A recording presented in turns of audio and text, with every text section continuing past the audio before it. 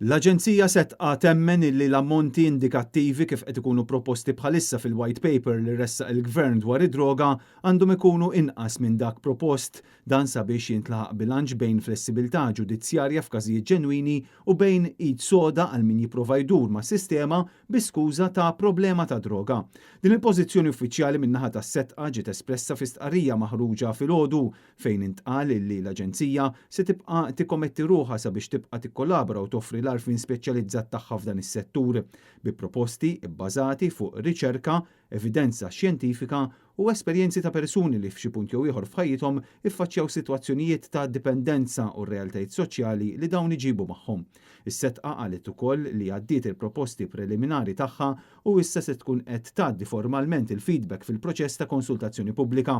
Fl-aħħar jiem anke l-Caritas qalet bl-aktar mod ċar illi ma taqbilx mal-ammonti proposti fil-White Paper ta' droga u appellat sabiex ikun hemm konsultazzjoni vera. Net News kien staqsa lill Prim Ministru Robert Abela sabiex jgħid kif ħareġ b'dawn l-ammonti bil-Prim Ministru jammetti li kien kumitat maħtur mill-Gvern stess illi ħareġ bil-proposta illi jiżdied il-massimu ta' drogi.